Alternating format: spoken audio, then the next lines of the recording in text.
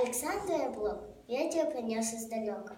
Ветер принес издалека песни весенний намек, где-то светло и глубоко.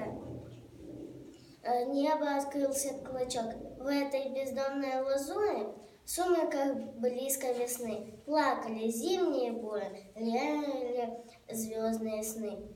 Где робко, светло и глубоко плакали струны мои, ветер принес издалека звучные песни твои.